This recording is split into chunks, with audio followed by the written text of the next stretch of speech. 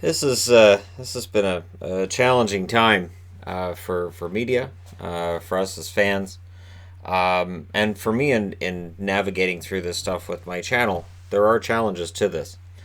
So Jim Nill comes out this morning and says, "So here's the statement that was already read. It's the same statement I read in the first video on it, and I can't say anything else except to say there's no criminal investigation."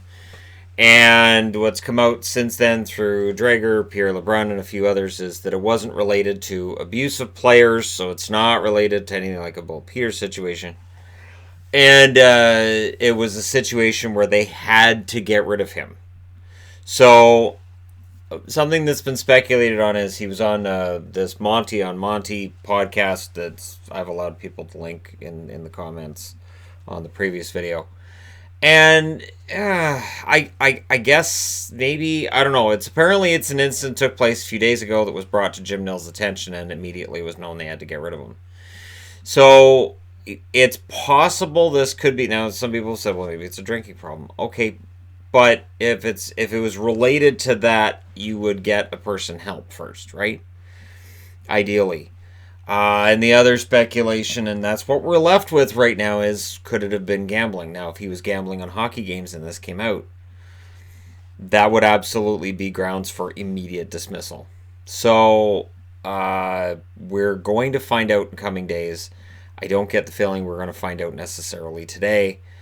Jim Nill didn't want to give any information. Dallas Stars fans, in response to that live stream, were not happy. They weren't happy with the quality of the stream. Apparently, the stream crashed a couple of times. I would imagine there were a lot of people trying to watch that live stream, and they weren't happy either with the lack of transparency from the general manager. But he may be in a position where he can't be transparent, where for legal reasons, from a team's perspective, he can't say anything yet. I would think it'll come out. But it's an unfortunate situation, and we'll see how things go for the Dallas Stars. And you can't segue from that into the rest of it. So let's get into the rest of it. As of yesterday, and I didn't do a video specifically about this yesterday because I already had a lot of stuff on my plate yesterday. We did live stream on Patreon for about an hour. Those are always fun.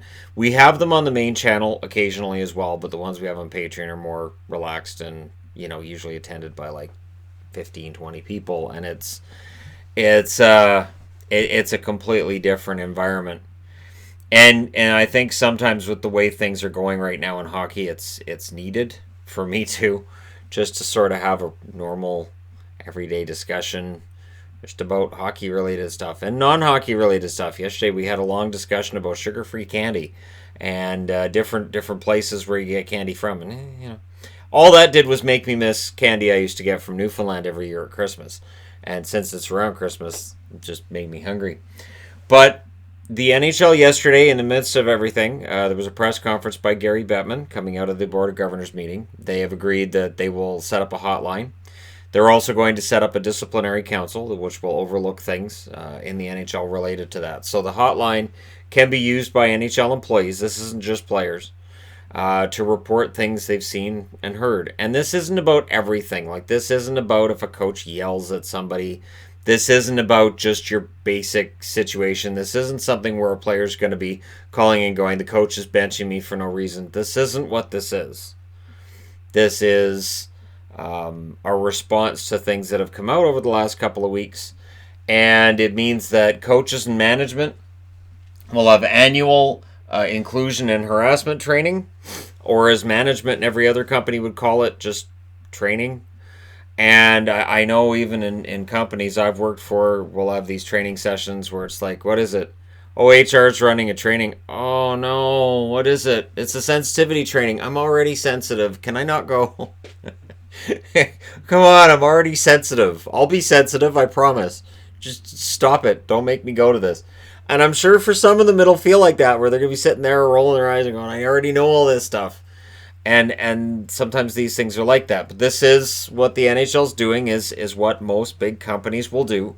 You will have these kinds of training sessions.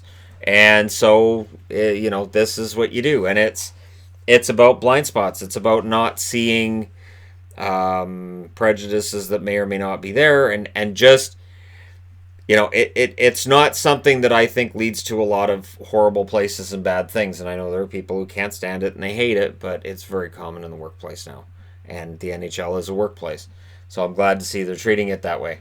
And if a team has something reported to them by a player or by staff and they hide it or they don't report it, that can lead to severe consequences. Now, Gary Bettman saying severe consequences. What does that entail? Does it mean losing draft picks? Does it mean a massive fine?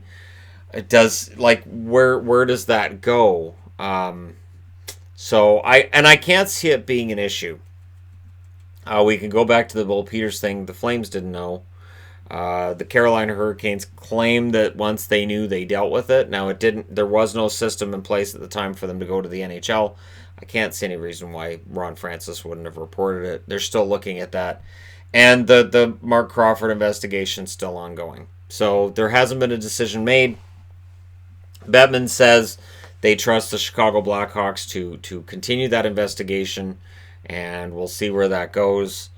And it is a time where things are changing, but I don't necessarily think it has to be the worst thing in the world. I understand, I get it, I get why people don't like it, but the NHL's other response would have been, well, we're not doing anything about it, everything's fine, and then you're in a whole PR nightmare at that point.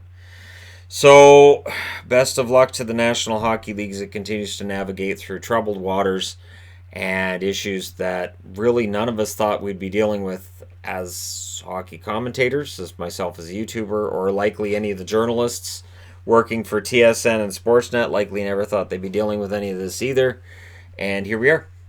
And, I know people don't like the whole political aspect of sports, but that goes back to Muhammad Ali. Like that goes back to Vietnam War and prior to that. That there's always been a connection between the two because, at the end we're all just we're people trying our best to navigate through these things. Now, I wanted to end this on a good note, so I'm going to. Kaapo Kakkonen, who has been fantastic through his first two starts with Minnesota, will be starting tonight. It's his first home start. And so I hope he continues to play well, allowing Devin Dubnyk to deal with personal things as he has to, and not feeling a need to rush back. If the number 3 goaltender in the organization were struggling, that might put some pressure on Dubnyk to come back a little bit quicker. So as it stands, I hope for the best for him, and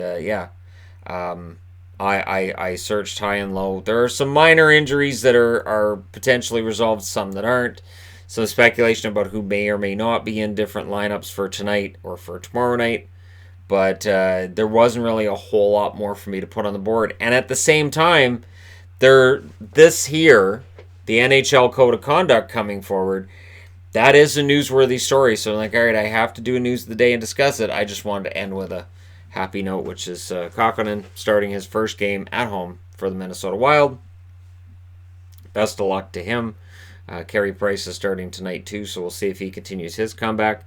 But let me know your thoughts in the comment section below as always. And if anything breaks about the Montgomery situation, we'll report on it then, and we'll see what happens from there. But it is uncomfortable. And Jim Montgomery may come out himself and may make a statement. He may not. He may just, say forget it, keep his head down, and that's fine too.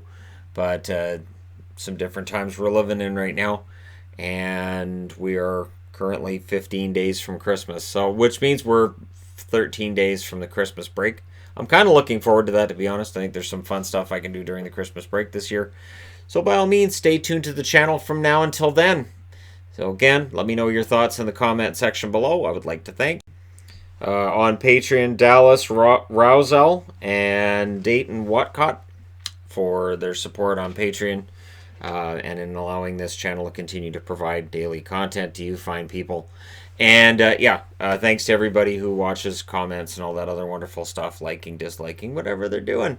Thanks for the attention, your time, and I will see you guys again probably very soon. I have the review, and if anything else happens in between then and now, or now and then I should say, I will be sure to report on it. Thank you guys so much. I'll talk to you again soon.